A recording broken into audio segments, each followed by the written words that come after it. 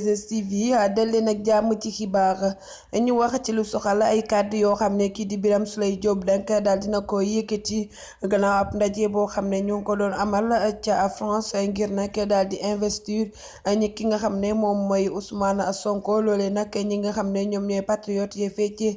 ca France nag ñoom ñoo ko doon amal moom Birame Souleye Diop nag yëkkati ay kàddoom xamle si ab waxtaan boo xam ne amaloon na ko moom ak kii di Ousmane Sonko. ngir rek mu daal di ko jox xalaatam ci li nga xam ne nag moom mooy wàllu candidat ana kan moo gën a yellool nag doon candidat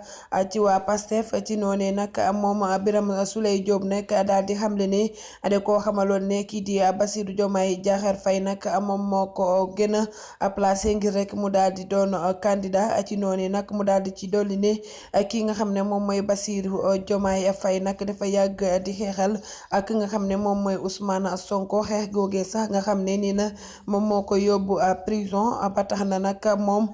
kii di Birame Souleye Diop di laajteew ne lan moo tax rek ba mënuñu ko daal di campagnal ngir rek mu mun a doon li nga xam ne moom mooy njiitu réewu Sénégal ci élection palum njiitum réew yi nga xam ne ñoo ko dégmal ni ki ñaar fukki fan ak juróom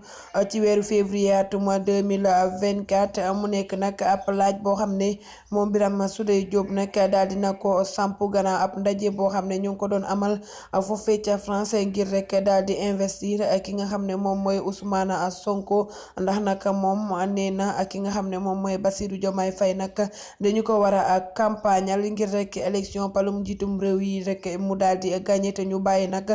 di wax beneen plan boo xam ne rek nee nañ kii di waa PASTEF dañu ko teg di leen di jaajëfal bu baax te di leen di wax ngeen abonné ci suñu chaîne Info 2S TV ngir ngeen di wéy di am suñu xibaar.